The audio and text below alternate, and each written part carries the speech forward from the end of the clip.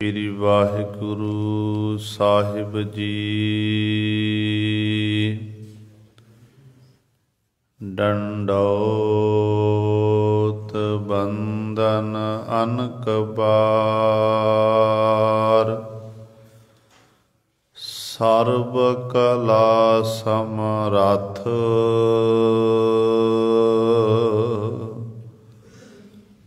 Dolan ते राखो प्रभु,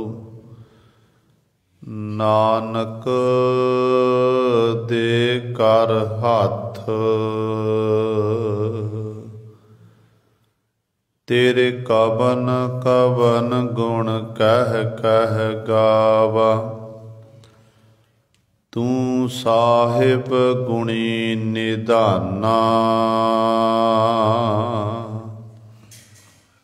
तुमरी महिमा बरन न साको, तू ठाकुर ऊच भगवाना। फिरत फिरत प्रभ आया, परिया तो शरण आए। नानक की प्रभ बेनती, अपनी भगति लाए। बाणी गुरु गुरु है बाणी, बिच बाणी अमृत सारे। गुरबाणी कहै सेवक जन मानै, परतख गुरु निस्तारे। सो कहो टल गुर सेवियै, अहनिस सहज सुभाए। दर्शन परसै गुरु कै, जन्म मरण दुख जाए। होवै सिफत खसामदी, मूर अरसोह कुरसोह झटिया। तुद डिठे सच्चे पातशाह, मल जन्म जन्म दी कटिया।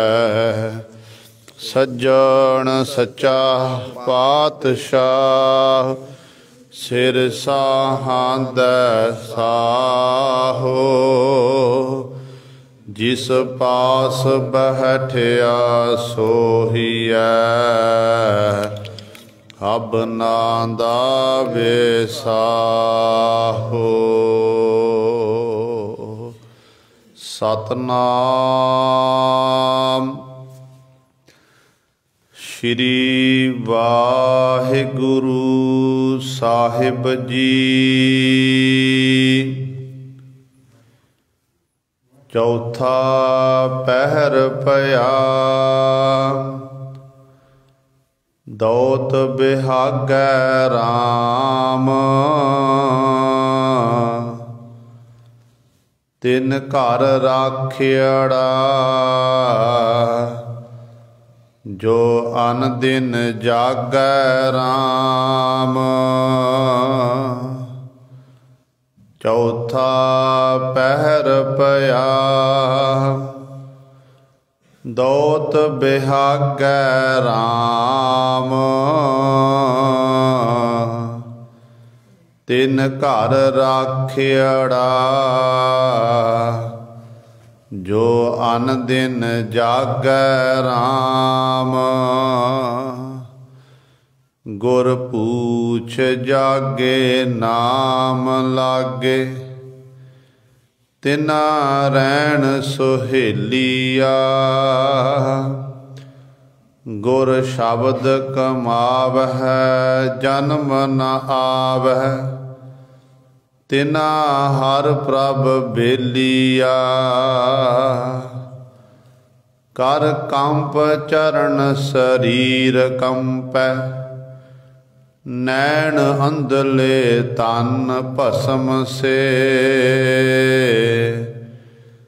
नानक दुखिया जुग चारे, बिन नाम हर के मन वसे। कर कंप चरण शरीर कंपै, नैन अंधले तन भस्म से। नानक दुखिया जुग चारे, बिन नाम हर के मन वसे।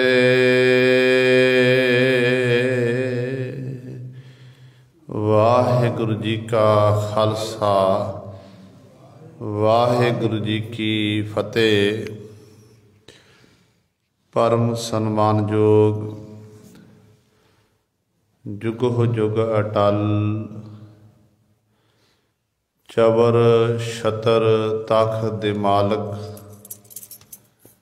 बाणी के बोहित गद्दी ते विराजमान, शब्दा अवतार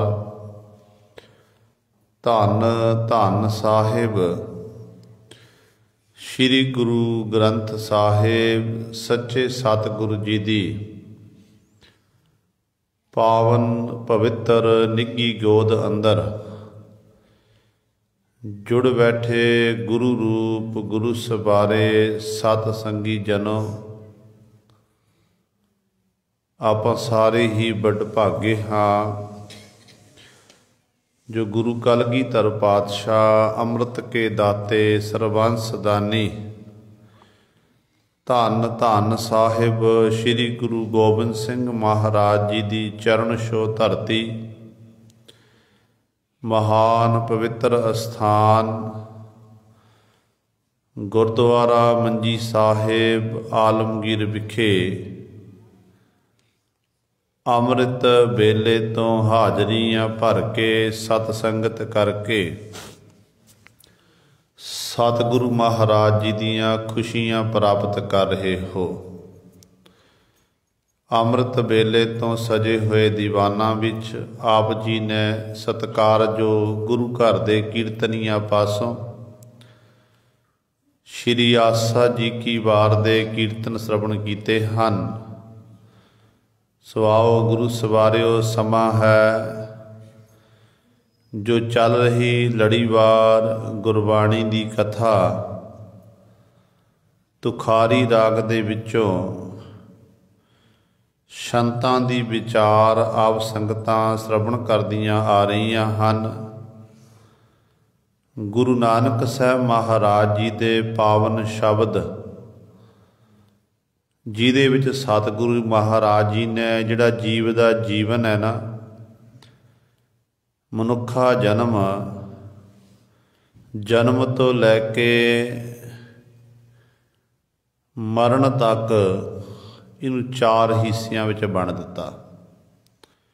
जिंदगी दे चार पहर ने ते सतगुरु कहंदे ने ऐ जीव तेरी जिंदगी भी चार पहरां विच वंडी हुई है। कल वाली विचार च आप जी ने तीजे पहर द्वारे विचार श्रवण की सी, जिहदे विच गुरुदेव पिता महाराज जी ने ये बचन कीते सी कि ऐ जीव इस्तरीए तेरे जीवन का तीसरा पहर शुरू हो गया। तू अविद्या रूपी नींद विच ऐसी सुती पई है कि तैनूं किसी प्रकार की सोझी नहीं है। जिंदगी का तीसरा पहर जिहदे विच जीव इस्तरी कहंदी है ये मेरा माया मेरी, पुत्र मेरा, घर वाली मेरी, इहदे विच ही गलतान मैं मेरी करदा फिरदा। इस तरह फिर दुख जिहड़े ने दिनों दिन जीव दे वधदे जांदे ने ते इस तरह फाइयां विच फसदा है ਜਿਵੇਂ ਇੱਕ ਪੰਛੀਆਂ ਨੂੰ ਪਕੜਨ ਲਈ ਸ਼ਿਕਾਰੀ ਜਾਲ ਪਾਉਂਦਾ ਨਾ, ਚੋਗਾ ਪਾ ਦਿੰਦਾ, ਚੋਗਾ ਪਾਉਂਦਾ ਅਤੇ ਉੱਤੇ ਜਾਲ ਲਾਇਆ। ਜਦੋਂ ਪੰਛੀ ਉਡਾਰੀ ਮਾਰ ਕੇ ਚੋਗਾ ਚੁਗਣ ਲਈ ਆਉਂਦੇ ਨੇ ਅਤੇ ਉਸੇ ਹੀ ਜਾਲ ਵਿੱਚ ਫਸ ਜਾਂਦੇ ਨੇ। ਅਤੇ ਗੁਰੂ ਪਾਤਸ਼ਾਹ ਕਹਿੰਦੇ ਇਸੇ ਤਰ੍ਹਾਂ ਹੀ ਇਹ ਜਦੋਂ ਜੀਵ ਆਖਦਾ ਨਾ ਕਿ ਮੇਰੀ ਘਰ ਵਾਲੀ, ਮੇਰੇ ਪੁੱਤਰ, ਮੇਰੇ ਧੀਆਂ, ਮੇਰਾ ਆਹ, ਕਹਿੰਦੇ ਮਾਇਆ ਦਾ ਐਸਾ ਪ੍ਰਭਾਵ ਪੈਂਦਾ ਕਿ ਜਗਤ ਦਾ ਮੋਹ ਇਸ ਜੀਵ ਦੇ ਅੰਦਰ ਪੈਦਾ ਹੁੰਦਾ। ਅਤੇ ਇੱਕ ਪੰਛੀ ਦੀ ਨਿਆਈ ਕਹਿੰਦੇ ਇਹ ਵੀ ਮਾਇਆ ਦੇ ਜਾਲ 'ਚ ਇਸ ਤਰ੍ਹਾਂ ਫਸ ਜਾਂਦਾ ਹੈ। ਪਰ ਜਿਹੜੇ ਨਾਮ ਜਪਦੇ ਨੇ, ਬੰਦਗੀ ਕਰਦੇ ਹਨ, ਉਹਨਾਂ ਨੂੰ ਸਾਰੇ ਸੁੱਖ ਪ੍ਰਾਪਤ ਹੁੰਦੇ ਹਨ। ਇਸ ਜਗਤ ਦੀ ਮੋਹ ਤੋਂ ਉਹਨਾਂ ਦਾ ਉਪਰਾਮ ਹੋ ਜਾਂਦੇ ਹਨ ਅਤੇ ਉਹ ਜੰਮਣ ਮਰਨ ਤੋਂ ਰਹਿਤ ਹੋ ਕੇ ਉਸ ਮਾਲਕ ਪ੍ਰਭੂ ਦੇ ਦਰ 'ਤੇ ਪ੍ਰਵਾਨ ਹੁੰਦੇ ਹਨ। ਇਹ ਵਿਚਾਰ ਆਪ ਜੀ ਨੇ ਤੀਸਰਾ ਪਹਿਰ ਜੋ ਜੀਵਨ ਕਾਲ ਦਾ, ਉਹਦੇ ਬਾਬਤ ਸ਼ਰਵਣ ਕੀਤੀ ਸੀ। ਅੱਜ ਗੁਰੂ ਨਾਨਕ ਪਾਤਸ਼ਾਹ ਮਹਾਰਾਜ ਜ਼ਿੰਦਗੀ ਦਾ ਚੌਥੇ ਪਹਿਰ ਦੀ ਗੱਲ ਕਰ ਰਹੇ ਨੇ। ਸੋ ਆਓ ਆਪਣੀਆਂ ਮਨ ਬਿਰਤੀਆਂ ਇਕਾਗਰ ਕਰੀਏ, ਧਿਆਨ ਗੁਰੂ ਚਰਨਾਂ ਨਾਲ ਜੋੜੀਏ ਅਤੇ ਗੁਰੂ ਮਹਾਰਾਜ ਜੀ ਦੇ ਪਾਵਨ ਉਪਦੇਸ਼ ਨੂੰ ਹਿਰਦਿਆਂ ਵਿੱਚ ਵਸਾ ਕੇ ਆਪਣਾ ਜੀਵਨ ਸਫਲਾ ਕਰੀਏ। ਕਰੋ ਸਾਰੇ ਆਪਣੀ ਰਸਨਾ ਪਵਿੱਤਰ ਅਤੇ ਉਚਾਰਨ ਕਰੋ ਜੀ ਸਤਿਨਾਮ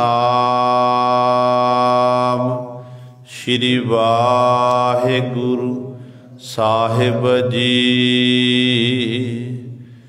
ਚੌਥਾ ਪਹਿਰ ਪਿਆ ਦੌਤ ਬਿਹਾਗੈ ਰਾਮ, ਤਿਨ ਕਰ ਰਾਖਿਆੜਾ ਜੋ ਅਨ ਦਿਨ ਜਾਗੈ ਰਾਮ। ਤੇ ਗੁਰੂ ਪਾਤਸ਼ਾਹ ਮਹਾਰਾਜ ਬਖਸ਼ਿਸ਼ ਕਰ ਰਹੇ ਹਨ।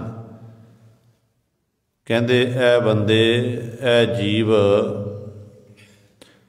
ਤੇਰੇ ਜੀਵਨ ਕਾਲ ਦੇ ਚੌਥੇ ਪਹਿਰ ਦੀ ਆਰੰਭਤਾ ਹੋ ਚੁੱਕੀ ਹੈ। ਦੌਤ ਬਿਹਾਗੈ ਰਾਮ। ਦੌਤ ਕਹਿੰਦੇ ਨੇ ਸੂਰਜ, ਕਿ ਜਿਵੇਂ ਸੂਰਜ ਚੜ੍ਹਨ ਦੇ ਨਾਲ ਚਿੱਟਾ ਪ੍ਰਕਾਸ਼ ਹੁੰਦਾ ਨਾ, ਇਸੇ ਤਰ੍ਹਾਂ ਤੇਰੇ ਮੁੱਖ ਉੱਤੇ ਵੀ ਚਿੱਟੇ ਰੰਗ ਦਾ ਪ੍ਰਕਾਸ਼ ਹੋ ਜਾਂਦਾ। ਜੀਵਨ ਕਾਲ ਦੇ ਚੌਥੇ ਪਹਿਰ ਦੇ ਵਿੱਚ ਚਿੱਟੇ ਰੰਗ ਦਾ ਪ੍ਰਕਾਸ਼ ਹੁੰਦਾ। ਉਹ ਕਿਹੜਾ? ਜਿਹੜਾ ਸਾਡਾ ਦਾੜਾ ਹੈ, ਸਾਡੇ ਕੇਸ ਨੇ। ਕਾਲੀ ਹੂੰ ਫੁਨ ਧੌਲੇ ਆਏ। ਜੀਵਨ ਕਾਲ ਦਾ ਚੌਥਾ ਪਹਿਰ ਹੈ ਕਿ ਦਾੜੀ ਕਾਲੀ ਸੀ, ਕੇਸ ਕਾਲੇ ਸਨ, ਤੇ ਕਾਲਿਆਂ ਤੋਂ ਬਾਅਦ ਵਿੱਚ ਚਿੱਟੇ ਹੋ ਗਏ। ਤੇ ਚਿੱਟੇ ਕੇਸ ਹੋਏ, ਪਰ ਮਨੁੱਖ ਇਹਨਾਂ ਕੇਸਾਂ ਨੂੰ ਬਾਰ-ਬਾਰ ਕਾਲੇ ਕਰਤੇ ਦੀ ਕੁਦਰਤ ਵਿਘਨ ਪਾ ਰਿਹਾ। ਕਿੰਨਾ ਸਮਾਂ ਆਪਾਂ ਬਚ ਜਾਵਾਂਗੇ? ਇੱਕ ਦਿਨ ਤਾਂ ਫਿਰ ਜਾਣਾ ਹੀ ਪਵੇਗਾ ਨਾ। ਜਿੰਨੀ ਮਰਜ਼ੀ ਕੋਸ਼ਿਸ਼ ਕਰੇ ਆਪਣੀ ਉਮਰ ਲਕਾਉਣ ਦੀ, ਇਹ ਅਸਲ ਵਿੱਚ ਇਹ ਕਿਉਂ ਲਾਇਆ ਜਾਂਦਾ? ਜਿਹੜੀ ਕਾਲਸ਼ ਹੈ, ਆਮ ਤੌਰ 'ਤੇ ਪੁਰਾਣੇ ਸਮਿਆਂ ਦੇ ਵਿੱਚ ਜਦੋਂ ਕੋਈ ਜੀਵ ਗੁਨਾਹ ਕਰਦਾ ਸੀ ਨਾ, ਪਾਪ ਕਰਦਾ ਸੀ, ਤੇ ਉਹਨੂੰ ਫਿਰ ਸਜ਼ਾ ਦਿੱਤੀ ਜਾਂਦੀ ਸੀ। ਸਜ਼ਾ ਰਾਜੇ ਮਹਾਰਾਜੇ, ਨਗਰ ਦੇ ਪਤਵੰਤੇ ਸੱਜਣ ਸਜ਼ਾ ਮੁਨਕਰ ਕਰਦੇ ਹੁੰਦੇ ਸਨ। ਕਹਿੰਦੇ ਇਹਦਾ ਮੁੱਖ ਕਾਲਾ ਕੀਤਾ ਜਾਵੇ, ਇਹਦੇ ਗਲ 'ਚ ਜੁੱਤੀਆਂ ਦਾ ਹਾਰ ਪਾਇਆ ਜਾਵੇ, ਇਹਨੂੰ ਖੋਤੇ ਉੱਤੇ ਬਿਠਾ ਕੇ ਸਾਰੇ ਪਿੰਡ ਦੀ ਫਿਰਨੀ ਵਿੱਚ ਫਿਰਾਇਆ ਜਾਵੇ। ਇਹ ਸਜ਼ਾ ਹੁੰਦੀ ਕੁਝ ਗੁਨਾਹ ਕਰਦਾ ਸੀ। ਤੇ ਮਾਫ਼ ਕਰਨਾ, ਪਰ ਅੱਜ ਆਪਾਂ ਆਪ ਹੀ ਇਹ ਗੁਨਾਹ ਕਰੀ ਜਾ ਰਹੇ ਹਾਂ, ਆਪਣਾ ਮੂੰਹ ਆਪ ਹੀ ਕਾਲਾ ਕਰੀ ਜਾ ਰਹੇ ਹਾਂ। ਗੁਰੂ ਸਾਹਿਬਾਨ ਨੇ ਜਿਹੋ ਜਿਹਾ ਸਾਨੂੰ ਸਰੂਪ ਬਖਸ਼ਿਸ਼ ਕੀਤਾ ਨਾ, ਆਪਾਂ ਉਸ ਤਰ੍ਹਾਂ ਦਾ ਰੱਖਣਾ ਹੈ। ਇਹ ਮੈਂ ਨਹੀਂ ਕਹਿ ਰਿਹਾ, ਜਿਸ ਗੁਰੂ ਗ੍ਰੰਥ ਸਾਹਿਬ ਨੂੰ ਮੱਥਾ ਟੇਕ ਰਹੇ ਨਾ, ਉਹ ਗੁਰੂ ਗ੍ਰੰਥ ਸਾਹਿਬ ਮਹਾਰਾਜ ਜੀ ਕਹਿ ਰਹੇ ਨੇ। ਮੈਂ ਤਾਂ ਸਤਿਗੁਰੂ ਜੋ ਵਿਚਾਰ ਹੈ, ਗੁਰਬਾਣੀ ਹੈ, ਉਹਦੇ ਮਤਾ ਤੁਹਾਨੂੰ ਸਮਝਾਉਣ ਦੀ ਕੋਸ਼ਿਸ਼ ਕਰ ਰਿਹਾ। ਤੇ ਗੁਰੂ ਪਾਤਸ਼ਾਹ ਕਹਿੰਦੇ ਹੁਣ ਦੇਖ ਜੀਵਨ ਕਾਲ ਦਾ ਚੌਥਾ ਪਹਿਰ ਆਰੰਭ ਹੋ ਗਿਆ। ਜਿਵੇਂ ਸੂਰਜ ਚੜ੍ਹਦਾ ਨਾ, ਦੋਤ ਬਿਹਾਗਾ ਰਾਮ, ਸੂਰਜ ਚੜ੍ਹਦਾ ਪ੍ਰਕਾਸ਼ ਹੁੰਦਾ, ਤੇ ਇਸੇ ਤਰ੍ਹਾਂ ਕਹਿੰਦੇ ਇਹ ਬੰਦੇ ਤੇਰੇ ਮੁੱਖ ਉੱਤੇ ਵੀ ਪ੍ਰਕਾਸ਼ ਹੋ ਗਿਆ। ਜਿਹੜਾ ਤੇਰੇ ਮੁੱਖ ਉੱਤੇ ਦਾੜਾ ਸੀ ਨਾ, ਕੇਸ ਸਨ ਤੇਰੇ, ਉਹ ਕਾਲੇ ਤੋਂ ਚਿੱਟੇ ਹੋ ਗਏ। ਇਹ ਤੋਂ ਬਾਅਦ ਤੇਰੇ ਜੀਵਨ ਕਾਲ ਦਾ ਅਖੀਰਲਾ ਪੜਾਅ ਹੈ। ਇਹ ਮਤਾ ਮਨ 'ਚ ਖਿਆਲ ਕਰਨਾ। ਆਮ ਤੌਰ 'ਤੇ ਜਦੋਂ ਜੀਵ ਬਚਪਨ ਜਨਮ ਲੈਂਦਾ ਤੇ ਸੋਚ ਹੁੰਦੀ ਹੈ ਕਿ ਮੈਂ ਵੱਡਾ ਹੋਵਾਂਗਾ, ਜੋਬਨ ਅਵਸਥਾ ਵਿੱਚ ਆਵਾਂਗਾ। ਜਵਾਨੀ ਤੋਂ ਬੁਢਾਪਾ ਆ ਗਿਆ ਤੇ ਬੁਢਾਪੇ ਦੇ ਬਾਅਦ ਫਿਰ ਕੰਧੀ ਉੱਤੇ ਰੁੱਖੜਾ ਕਿਚਰਕ ਬੰਨ੍ਹੈ ਧੀਰ, ਇਹੋ ਜਿਹੀ ਹਾਲਤ ਹੋ ਜਾਂਦੀ ਹੈ। ਨਦੀ ਦੇ ਕਿਨਾਰੇ 'ਤੇ ਰੁੱਖ ਹੋਵੇ ਨਾ, ਦਰਿਆ ਦੇ ਕਿਨਾਰੇ 'ਤੇ ਉਹਨੂੰ ਡਰ ਹੁੰਦਾ ਕਿ ਇੱਕ ਦਿਨ ਐਸਾ ਵਹਾਅ ਆਵੇਗਾ, ਇਹ ਦਰਿਆ ਦਾ ਪਾਣੀ ਵਧੇਗਾ, ਮੈਨੂੰ ਜੜਾ ਸਮੇਰੇ ਜਿਹੜਾ ਪੁੱਟ ਕੇ ਰੋੜ ਕੇ ਇੱਥੋਂ ਲੈ ਜਾਵੇਗਾ। ਇਸੇ ਤਰ੍ਹਾਂ ਸਾਡੀ ਹਾਲਤ ਵੀ ਇਹੋ ਜਿਹੀ ਹੈ। ਆਪਾਂ ਨਦੀ ਉੱਤੇ ਰੁੱਖੜੇ ਦੀ ਨਿਆਈ ਹਨ। ਪਤਾ ਨਹੀਂ ਕਦੋਂ ਉਸ ਮਾਲਕ ਦਾ, ਵਾਹਿਗੁਰੂ ਦਾ ਬੁਲਾਵਾ ਆ ਜਾਣਾ। ਜਦੋਂ ਮਾਲਕ ਦਾ ਬੁਲਾਵਾ ਆ ਗਿਆ ਨਾ, ਤੇ ਉਦੋਂ ਉਸ ਨੂੰ ਕੋਈ ਨਹੀਂ ਰੋਕ ਸਕਦਾ ਹੈ। ਵੱਡੇ ਵੱਡੇ ਵੈਦ, ਵੱਡੇ ਵੱਡੇ ਹਕੀਮ, ਡਾਕਟਰ ਇਤਿਆਦਿਕ, ਉਹ ਸਾਰੇ ਫੇਲ ਹੋ ਜਾਂਦੇ ਨੇ। ਇੱਥੋਂ ਤੱਕ ਜਿਹਦੇ ਕੋਲ ਚੰਗਾ ਧਨ ਹੈ, ਕਾਰੋਬਾਰ ਚੰਗਾ ਹੈ, ਉਹ ਡਾਕਟਰਾਂ ਨੂੰ ਜਾ ਕੇ ਕਹਿੰਦਾ ਡਾਕਟਰ ਸਾਹਿਬ ਪੈਸੇ ਅਸੀਂ ਪਾਣੀ ਵਾਂਗ ਬਹਾ ਦਿਆਂਗੇ, ਪਰ ਸਾਡਾ ਇਹ ਜੀ ਬਚਣਾ ਚਾਹੀਦਾ ਹੈ, ਸਾਡਾ ਜੀ ਬਚਣਾ ਚਾਹੀਦਾ। ਪਰ ਅੱਗੋਂ ਹੁਕਮ ਹੁੰਦਾ ਕਿ ਭਾਈ ਇਹ ਮੇਰੇ ਵੱਸ ਦੀ ਗੱਲ ਨਹੀਂ ਹੈ। ਡਾਕਟਰ ਕਹਿੰਦਾ ਇਹ ਮੇਰੇ ਵੱਸ ਦੀ ਗੱਲ ਨਹੀਂ, ਇਹ ਪਰਿਪੂਰਨ ਪਰਮਾਤਮਾ ਵਾਹਿਗੁਰੂ ਦੇ ਵੱਸ ਦੀ ਗੱਲ ਹੈ।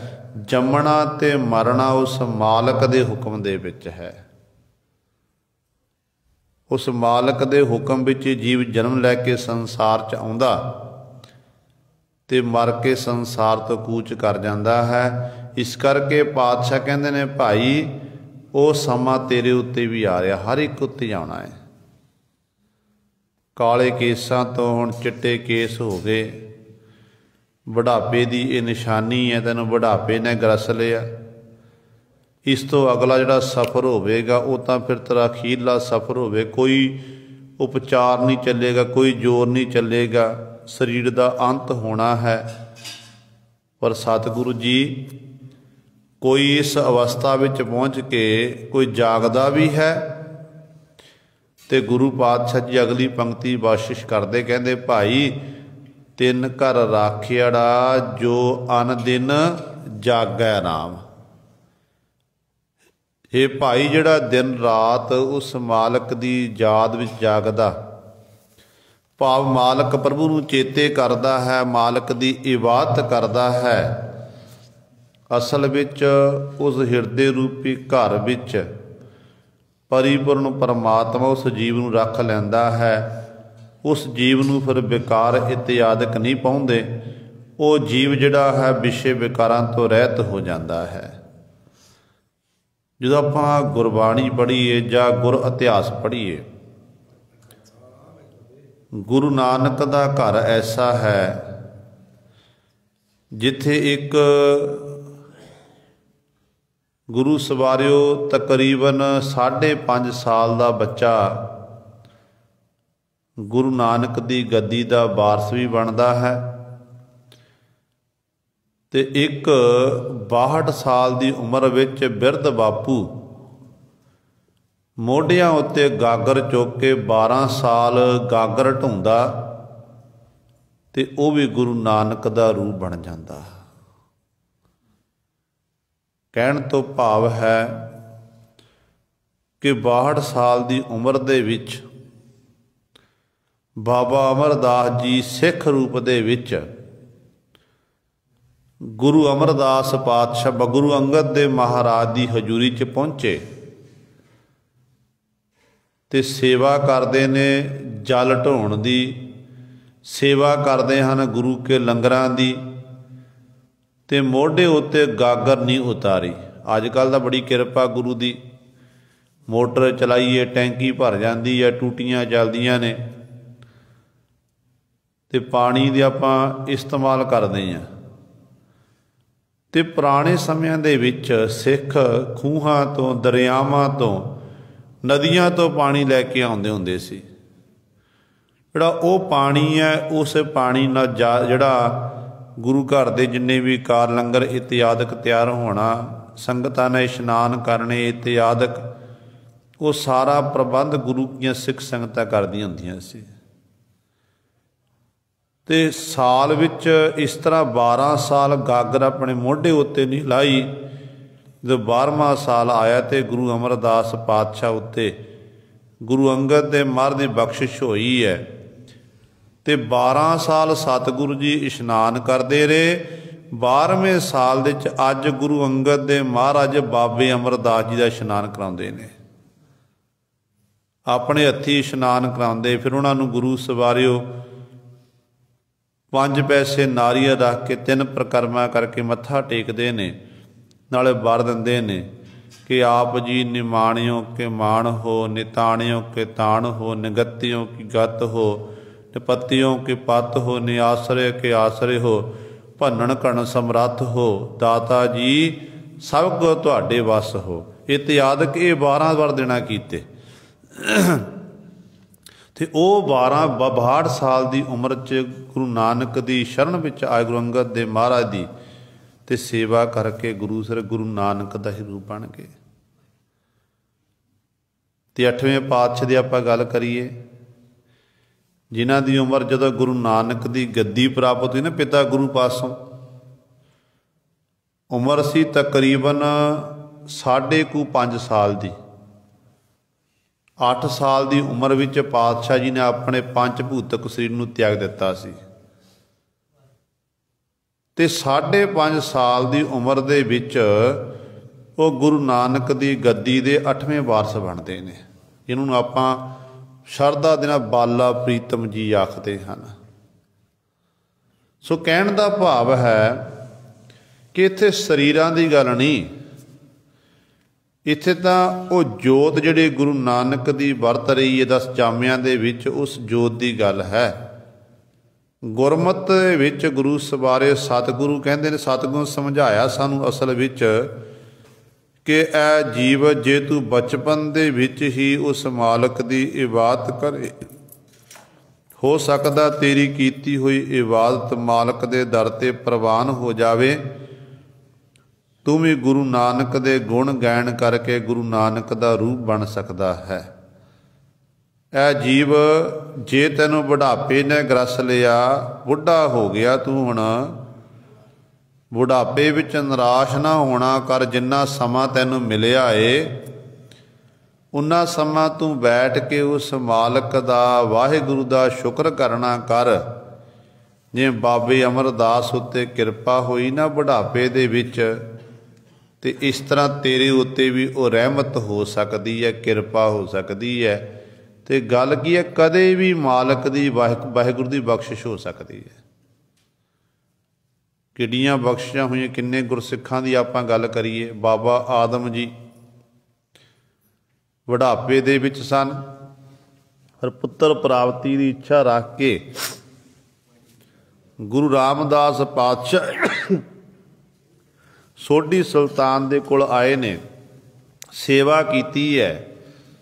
ਤੇ ਧੰਨ ਗੁਰੂ ਰਾਮਦਾਸ ਪਾਤਸ਼ਾਹ ਸੇਵਾ ਤੋਂ ਪ੍ਰਸੰਨ ਹੋਏ ਤੇ ਕਹਿਣ ਲੱਗੇ ਕਿ ਤੇਰੇ ਘਰ ਪੁੱਤਰ ਪੈਦਾ ਹੋ ਜਾਵੇਗਾ ਤੇ ਪੁੱਤਰ ਦਾ ਨਾਮ ਭਗਤੂ ਰੱਖਣਾ ਹੈ। ਇੱਥੋਂ ਤੱਕ ਗੁਰਪ੍ਰਤਾਪ ਸੂਰਜ ਗ੍ਰੰਥ 'ਚ ਲਿਖਿਆ ਗਿਆ, ਕਹਿੰਦੇ ਸਤਿਗੁਰੂ ਜੀ ਨੇ ਵਚਨ ਕੀਤੇ, ਕਹਿਣ ਲੱਗੇ ਇਹ ਪੁੱਤਰ ਸਾਡੇ ਘਰ ਪੈਦਾ ਹੋਣਾ ਸੀ। ਭਾਈ ਆਦਮ ਤੇਰੇ ਘਰ ਮੈਂ ਪੁੱਤਰ ਨਹੀਂ ਲਿਖਿਆ ਹੋਇਆ, ਪਰ ਤੈਂ ਗੁਰੂ ਨਾਨਕ ਦੇ ਘਰ ਦੀ ਸੇਵਾ ਕੀਤੀ, ਤੈਨੂੰ ਗੁਰੂ ਨਾਨਕ ਦੇ ਘਰ ਤੋਂ ਦਾਤ ਮਿਲ ਰਹੀ ਹੈ। ਇਹ ਚੌਥਾ ਪੁੱਤਰ ਭਾਈ ਭਗਤੂ ਸਾਡੇ ਘਰ ਪੈਦਾ ਹੋਣਾ ਸੀ, ਅਸੀਂ ਤੈਨੂੰ ਦਿੱਤਾ ਤੇ ਇਹਦਾ ਨਾਮ ਭਾਈ ਭਗਤੂ ਰੱਖਣਾ। ਮਾਲਵੇ ਵਿੱਚ ਇਹ ਸਿੱਖੀ ਦਾ ਥੰਮ ਹੋਵੇਗਾ। सो कहण दा भाव है कि गुरु नानक दे घर विच कोई खाली नहीं जाता। पता नहीं गुरु ने कदों बख्शिश कर देनी है। जे आपां दिन रात उस मालक का शुकराना करिए, धन्नवाद करिए, तो गुरु के दर तो सानू सब कुछ प्राप्त हो सकता है। पर इत्थे सतगुरु उस मनमुख जीव की गल करते हैं जिहड़े मनमुख जीव ने कदे परमात्मा की इबादत नहीं की, उस वाहिगुरू के गुणों का गैन नहीं किया, इंज ही अपना जीवन बतीत कर दिता। तो पातशाह कहते ने उन्हां दी हालत इहो जी हो जाती है कि जदों जीवन काल का चौथा पहर आउंदा, जिवें सूरज चढ़दा, सूरज चढ़ना रोशनी हो जाती है, चिट्टा प्रकाश हुंदा है। इस तरह ही कहते जिहड़ा मुख उत्ते दाड़ा है, केस है, जीव दे जीवन का चौथे पैर विच ये चिट्टे हो जाते हैं, सूरज दी नहीं चमकते हैं। तो कर सतगुरु जी कोई इस तो मोह माया तो बच भी सकता। तो गुरु पातशाह कहते ने तिन घर राखियाड़ा जो अंदिन जागै राम। उन्होंने हिरदे रूपी घर विच परिपूर्ण परमात्मा आप रख लैंदा, माया दे छल तो बचा लैंदा है, माया नूं ते हावी नहीं होण दिंदा है। वो किहड़े ने जो अंदिन दिन रात उस रमंती राम की याद विच जागदे हन, भाव उस रमंती राम परमेश्वर का सिमरन करते हैं, वो जागृत अवस्था च पहुँच जाते हैं। गुर पूछ जागे नाम लागे, तिना रैन सुहेलिया। अगला बचन सतगुरु गुरु नानक साहब महाराज कर रहे हैं कि गुर पूछ जाके, जिन्होंने गुरु नूं जाके पुछया, गुरु की कृपा नाल वो जागे जाग गए। गुर पूछ जागे नाम लागे, ते गुरु नूं पुछ के जागे, जागृत अवस्था च पहुँच के वो सतगुरु वल्लों बख्शिश कीते हुए नाम विच लग जाते हैं। फिर उन्हां जिहड़े नाम विच जुड़े हुंदे ने, ते पातशाह कहंदे ने तिन्हां रैण सहेली आ। रैण कहंदे ने रात नूं, सहेली आ कहंदे सौखी। उन्हां जीव इस्त्रियां दी जिहड़ी रात है सहेली आ, सौखी बनदी है, सौखी बतीत हुंदी है, सुखां में अपनी जिंदगी बतीत करते हैं, क्योंकि उन्होंने गुरु नूं पुछना कीता। गुरु नूं पुछ के उन्हां दी अवस्था इहो जी बन गई। जिवें कलगीधर पातशाह महाराज जदों आगरे की धरती ते पहुँचे ना, उत्थों दे रहण वाले जिन्ने लोग सन, सतगुर दा आउणा सुन के गुरु पातशाह दे कोल पहुँचे ने, मत्था टेकिया, गुरु साहबान की हजूरी च बैठ गए। तो इन्हां विच एक सिख सी जिहदा नाम है नौ निध राय, भाई नौ निध राय। ये भी गुरु पातशाह की हजूरी विच बैठा होया। गुरु कलगीधर पातशाह महाराज आखण लगे, कहण लगे, भाई तुसी खालसे सजो, खंडे बाटे दा अमृत छको, साव सूरत होवो, सिर उत्ते जूड़ा करो, मुख उत्ते दाड़े का प्रकाश करो, फिर तुहानूं गुरु नानक दे घरों खुशियां प्राप्त होणगियां। हुण ये गुरु कलगीधर पातशाह दे बचन सन। बचन सुने हर एक ने, ते मन विच सवाल पैदा हो गया। जिहड़ा नौ निध राय सी ना, उन्हें सारी संगत वल्लों गुरु कलगीधर पातशाह महाराज दे चरणां च बेनती कीती, हे कलगीधर पातशाह महाराज, आप जी की बख्शिश सदका, जो आप जी ने बचन किया कि खंडे बाटे दा अमृत छको, ते अमृत छकण लई पातशाह आपां तैयार हाँ। तुसां ने ये मर्यादा कायम की, मर्यादा निभावांगे। पर मेरे पातशाह जी, सारी संगत का एक सवाल है, क्योंकि केसाधारी नहीं सी, कुछ कु केसाधारी सन, बाकी सारे केस कतर किए हुए सी, कि सतगुरु जी तुसी जदों पंजां ककारां दी वर्दी दसदे ने कि 5 ककार गुरसिख ने पहनने हन,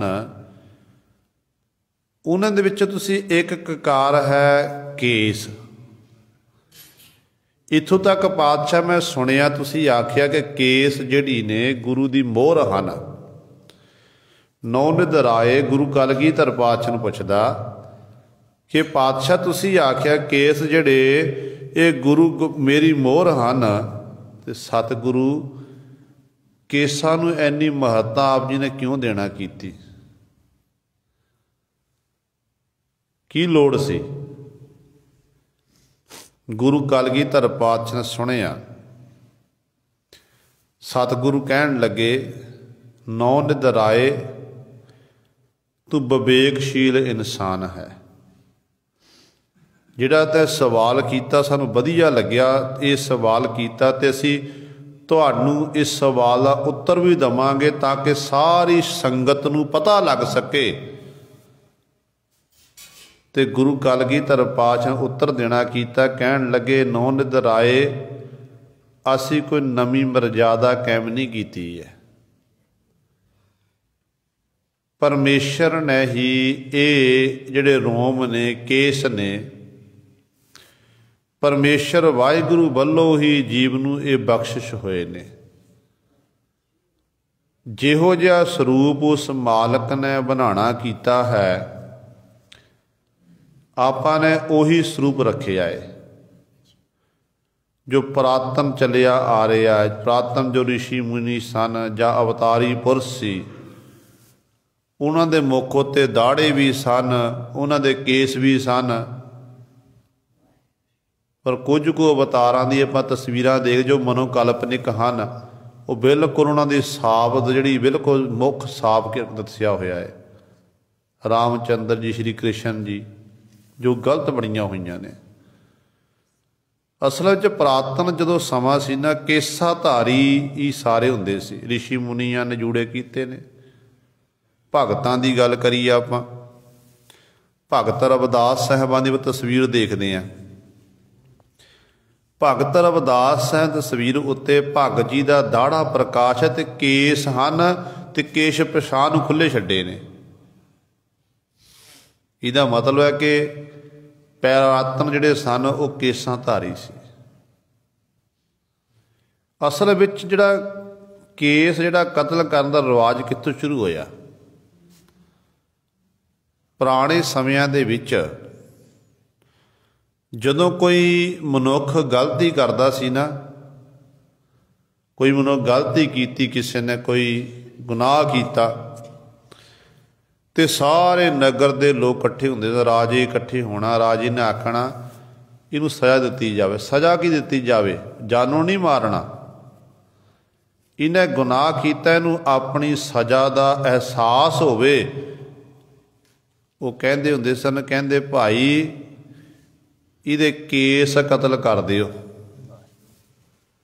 ਇਹਦੇ ਕੇਸ ਕਤਲ ਕਰ ਦਿਓ, ਤਾਂ ਕਿ ਇਹਨੂੰ ਪਤਾ ਲੱਗੇ ਜਦੋਂ ਇਹ ਸਵੇਰੇ ਉੱਠੇਗਾ, ਦਰਪਣ ਅੱਗੇ ਖਲੋਵੇਗਾ, ਇਹਨੂੰ ਮਹਿਸੂਸ ਹੋਵੇਗਾ ਕਿ ਮੈਂ ਗੁਨਾਹ ਕੀਤਾ ਤੇ ਜਿਸ ਕਰਕੇ ਮੇਰੇ ਇਹ ਕੇਸ ਕੱਟੇ ਗਏ ਨੇ, ਤੇ ਤਾਂ ਕਿ ਇਹਨੂੰ ਅਹਿਸਾਸ ਹੋ ਇਸ ਗੱਲ ਦਾ।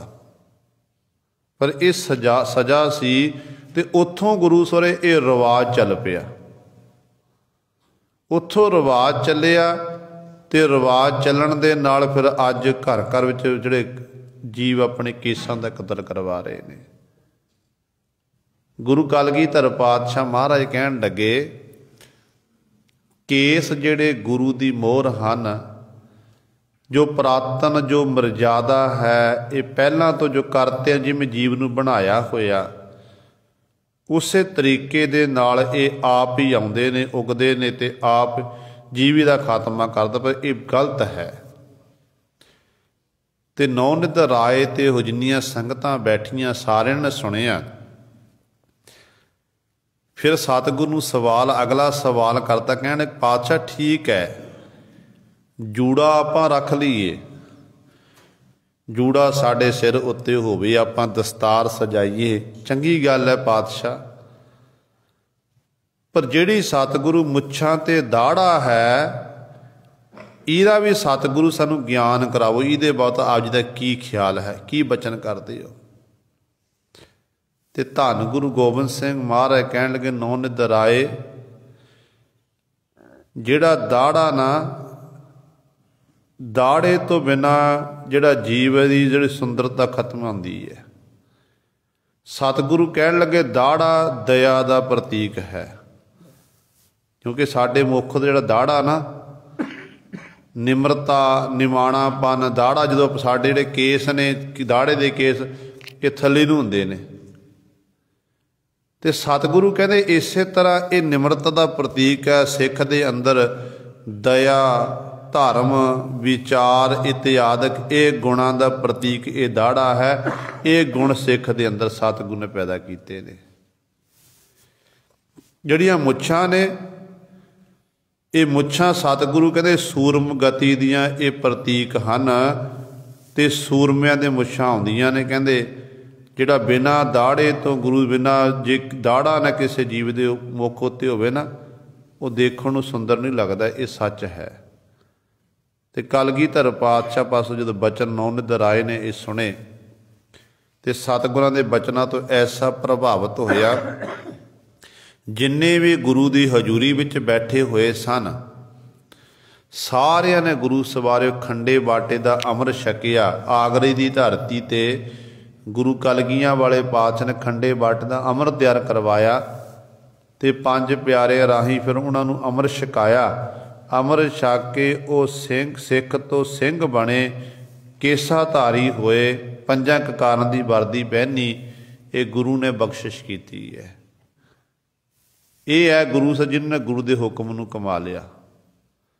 ਤੇ ਸਤਿਗੁਰੂ ਦੇ ਗੁਰਪੂਛ ਜਾਗੇ, ਗੁਰੂ ਨੂੰ ਪੁੱਛਿਆ ਨਾ, ਨੌਨਿੱਧਰ ਆਏ ਨੇ, ਤੇ ਫਿਰ ਜਾਗਰਤ ਅਵਸਥਾ ਵਿੱਚ ਪਹੁੰਚ ਗਏ। ਗੁਰੂ ਦੇ ਬਚਨਾਂ ਨੂੰ ਮੰਨ ਲਿਆ। ਗੁਰਪੂਛ ਜਾਗੇ ਨਾਮ ਲਾਗੇ, ਗੁਰੂ ਦੀ ਕਿਰਪਾ ਨਾਲ ਨਾਮ ਜਪਣ 'ਚ ਲੱਗ ਗਏ। ਤੇ ਉਹਨਾਂ ਜੀਵ ਇਸਤਰੀਆਂ ਲਈ ਫਿਰ ਤਿੰਨਾਂ ਰਹਿਣ ਸਹੇਲੀ ਆ, ਜਿਹੜੀ ਰਹਿਣ ਰਾਤ ਹੈ ਨਾ, ਇਹ ਸਹੇਲੀ ਆ ਫਿਰ ਸੋਭਨੀਕ ਹੋ ਜਾਂਦੀ ਹੈ, ਚੰਗੀ ਲੱਗਦੀ ਹੈ, ਸੁਖਾਮੀ ਹੋ ਜਾਂਦੀ ਹੈ। ਗੁਰ ਸ਼ਬਦ ਕਮਾਵਹਿ ਜਨਮ ਨ ਆਵਹਿ, ਤਿਨਾ ਹਰ ਪ੍ਰਭ ਬੇਲੀਆ। ਗੁਰੂ ਪਾਤਸ਼ਾਹ ਜੀ ਕਹਿੰਦੇ ਜਿਹੜੇ ਗੁਰੂ ਸ਼ਬਦ ਨੂੰ ਕਮਾਉਂਦੇ ਹਨ, ਭਾਵੇਂ ਨਾਮ ਬਾਣੀ ਦਾ ਅਭਿਆਸ ਕਰਦੇ ਹਨ, ਸ਼ਬਦ ਦੀ ਵਿਚਾਰ ਕਰਦੇ ਹਨ, ਸ਼ਬਦ ਨੂੰ ਆਪਣੇ ਹਿਰਦੇ ਅੰਦਰ ਵਸਾਉਂਦੇ ਹਨ, ਫਿਰ ਉਹ ਜਨਮ ਨਾ ਆਵੇ। ਦੇ ਕਿੱਡੀ ਵੱਡੀ ਬਖਸ਼ਿਸ਼ ਕਰਤੀ ਪਾਤਸ਼ਾਹ ਨੇ। ਜੰਮਣ ਮਰਨ ਤੋਂ ਮੁਕਤ ਹੋਣ ਦੇ ਲਈ ਸਾਨੂੰ ਸ਼ਬਦ ਦੀ ਕਮਾਈ ਕਰਨੀ ਪਵੇਗੀ। ਜੇ ਸ਼ਬਦ ਦੀ ਕਮਾਈ ਨਹੀਂ ਕੀਤੀ ਤੇ ਆਪਾਂ ਮੁਕਤ ਨਹੀਂ ਹੋ ਸਕਾਂਗੇ।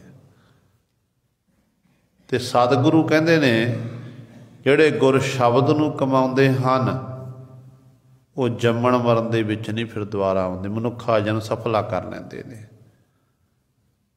ਤਿੰਨਾਂ ਹਰ ਪ੍ਰਭ ਬੇਲੀ ਆ, ਕਿਉਂਕਿ ਉਹਨਾਂ ਜੀਵ ਇਸਤਰੀਆਂ ਦਾ ਬੇਲੀ ਕਹਿੰਦੇ ਨੇ ਮਿੱਤਰ, ਸੱਜਣ। ਮਿੱਤਰ ਸੱਜਣ ਕੌਣ ਹੈ? ਹਰੀ ਪਰਮਾਤਮਾ ਵਾਹਿਗੁਰੂ ਹੀ ਹੈ। ਉਸ ਮਾਲਕ ਨੂੰ ਮਿੱਤਰ ਬਣਾ ਲੈਂਦੀਆਂ ਹਨ ਤੇ ਮਾਲਕ ਦੇ ਚਰਨਾਂ 'ਚ ਬੇਨਤੀਆਂ ਕਰਦੀਆਂ ਹਨ ਕਿ ਜੇ ਤੂੰ ਮਿੱਤਰ ਸਾਡੜਾ, ਇੱਕ ਭੋਰੀ ਨਾ ਵਿਛੋੜ। ਤੇ ਮਾਲਕ ਦੇ ਚਰਨਾਂ 'ਚ ਬੇਨਤੀਆਂ ਕਰਦੀਆਂ ਕਿ ਪਰਮਾਤਮਾ ਜੇ ਤੂੰ ਸਾਡਾ ਮਿੱਤਰ ਹੈ ਨਾ, ਤੇ ਸਾਡੇ ਉੱਤੇ ਬਖਸ਼ਿਸ਼ ਕਰ, ਭੋਰੀ ਮਾਤਰ ਵੀ ਸਾਡੇ ਨਾਲ, ਆਪਣੇ ਨਾਲ ਸਾਨੂੰ ਵਿਛੋੜਨਾ ਨਾ ਕਰ। ਤੇ ਇਸ ਤਰ੍ਹਾਂ ਉਹਨਾਂ ਜੀਵ ਇਸਤਰੀਆਂ ਦਾ ਹਰੀ ਪਰਮੇਸ਼ਰ ਹੀ ਬੇਲੀ ਹੁੰਦਾ ਹੈ, ਮਿੱਤਰ ਹੁੰਦਾ ਹੈ। ਕਰ ਕੰਪ ਚਰਨ ਸਰੀਰ ਕੰਪੈ, ਨੈਣ ਅੰਧਲੇ ਤਨ ਭਸਮ ਸੇ। ਗੁਰੂ ਪਾਤਸ਼ਾਹ ਜੀ ਅਗਲੀ ਪੰਕਤੀ 'ਚ ਫਿਰ ਬਖਸ਼ਿਸ਼ ਕਰਦੇ ਨੇ, ਕਹਿੰਦੇ ਕੇਸ ਚਿੱਟੇ ਹੋ ਗਏ, ਧੌਲੇ ਆ ਗਏ ਮੁੱਖ ਉੱਤੇ, ਬੁਢਾਪੇ ਦੀ ਨਿਸ਼ਾਨੀ ਸ਼ੁਰੂ ਹੋ ਗਈ, ਬੁਢਾਪੇ ਵਿੱਚ ਪਹੁੰਚ ਗਏ ਆ। ਬੁਢਾਪੇ ਵਿੱਚ ਫਿਰ ਹਾਲਤ ਕੈਸੀ ਹੋ ਗਈ? ਕਰ ਕੰਪ ਚਰਨ ਸਰੀਰ ਚੰਪੈ। ਕਰ ਕਹਿੰਦੇ ਹੱਥ ਕੰਬਣ ਲੱਗ ਪੈਂਦੇ ਨੇ। ਜਿਹੜੇ ਸਾਡੇ ਸਰੀਰ ਹੈ, ਚਰਨ ਸਾਡੇ ਪੈਰ ਨੇ, ਉਹ ਵੀ ਕੰਬਦੇ ਹਨ। ਸਾਰਾ ਸਰੀਰ ਨੂੰ ਕੰਬਣੀ ਛਿੜ ਜਾਂਦੀ ਹੈ। ਜਿਹੜੇ ਨੇਤਰਾਂ ਨਾਲ ਦੂਰ ਦੂਰ ਤੱਕ ਤੱਕਦਾ ਹੈ, ਕਹਿੰਦੇ ਉਹ ਨੇਤਰਾਂ ਦੀ ਲਾਈਟ ਵੀ ਖਤਮ ਹੋ ਜਾਂਦੀ ਹੈ, ਦੇਖਣੋਂ ਬੰਦ ਹੋ ਜਾਂਦਾ ਹੈ। ਕਈਆਂ ਨੂੰ ਬਿਲਕੁਲ ਬੰਦ ਹੋ ਜਾਂ ਕੁਝ ਵੀ ਦਿਖਾਈ ਨਹੀਂ ਦਿੰਦਾ, ਤੇ ਲਾਈਟ ਦਾ ਘਟਦੀ ਜ਼ਰੂਰ ਹੈ ਗੁਰੂ ਸਵਾਰਿਓ। ਤੇ ਸਤਿਗੁਰੂ ਕਹਿੰਦੇ ਨੇ ਉਹਨਾਂ ਜੀਵਾਂ ਦੀ ਹਾਲਤ ਕੈਸੀ ਹੋ ਜਾਂਦੀ ਹੈ, ਕਹਿੰਦੇ ਅਖੀਰ ਤੇ ਕਹਿੰਦੇ ਸਮਾਂ ਉਹ ਆਉਂਦਾ ਤਨ ਭਸਮ ਸੇ, ਫਿਰ ਸਰੀਰ ਕਹਿੰਦੇ ਸੁਆਹ ਬਣ ਜਾਂਦਾ, ਸੜ ਜਾਂਦਾ ਸਰੀਰ। ਇਹੋ ਜਿਹੀ ਹਾਲਤ ਬਣ ਜਾਂਦੀ ਹੈ। ਨਾਨਕ ਦੁਖੀਆ ਜੁਗ ਚਾਰੇ, ਬਿਨ ਨਾਮ ਹਰ ਕੇ ਮਨ ਵਸੇ। ਨਾਨਕ ਗੁਰੂ ਜੀ ਉਚਾਰਨ ਕਰਦੇ ਹਨ, ਕਹਿੰਦੇ ਇੰਝ ਜਿਹੜਾ ਜੀਵ ਹੈ ਨਾ, ਚਾਰੇ ਯੁੱਗਾਂ ਵਿੱਚ ਹਰ ਸਮੇਂ ਵਿੱਚ ਦੁਖੀ ਰਹਿੰਦਾ ਹੈ, ਇਹਨੂੰ ਸੁੱਖ ਨਹੀਂ ਮਿਲਦਾ, ਕਿਉਂਕਿ ਬਿਨ ਨਾਮ ਹਰ ਕੇ ਮਨ ਵਸੈ। ਹਰੀ ਪਰਮਾਤਮਾ ਜਿਹੜਾ ਹੈ ਉਹ ਨਾਮ ਤੋਂ ਬਿਨਾਂ ਗੁਰੂ ਸਾਹਿਬ ਮਨ ਵਿੱਚ ਨਹੀਂ ਵਸ ਸਕਦਾ। ਜੇ ਨਾਮ ਜਪਾਂਗੇ, ਬੰਦਗੀ ਕਰਾਂਗੇ, ਫਿਰ ਤਾਂ ਸਾਡੇ ਹਿਰਦੇ ਅੰਦਰ ਪਰਮਾਤਮਾ ਵਾਹਿਗੁਰੂ ਦਾ ਨਾਮ ਦਾ ਵਾਸਾ ਹੋ ਸਕਦਾ ਹੈ। ਪਰ ਜੇ ਨਾਮ ਨਹੀਂ ਜਪਿਆ, ਨਾਮ ਤੋਂ ਬਿਨਾਂ ਆਪਣੀ ਜ਼ਿੰਦਗੀ ਬਤੀਤ ਕਰ ਦਿੱਤੀ, ਤੇ ਪਾਤਸ਼ਾਹ ਕਹਿੰਦੇ ਫਿਰ ਉਹ ਜੀਵ ਜਿਹੜਾ ਹੈ ਚਾਰੇ ਯੁੱਗਾਂ ਦੇ ਵਿੱਚ ਹਰ ਸਮੇਂ ਉਹ ਜੀਵ ਦੁਖੀ ਹੁੰਦਾ ਹੈ। ਇਹ ਗੁਰੂ ਸਵਾਰਿਓ ਪਾਤਸ਼ਾਹ ਜੀ ਨੇ ਸਾਡੇ ਉੱਤੇ ਬਖਸ਼ਿਸ਼ ਕੀਤੀ ਹੈ। ਦਾਸ ਤੋਂ ਬੋਲਦਿਆਂ ਤੋਂ ਇੱਕ ਨਹੀਂ, ਅਨੇਕਾਂ ਗਲਤੀਆਂ ਹੋ ਗਈਆਂ ਹੋਣਗੀਆਂ। ਸੰਗਤ ਅਤੇ ਸਤਿਗੁਰੂ ਬਖਸ਼ਣਯੋਗ ਹਨ।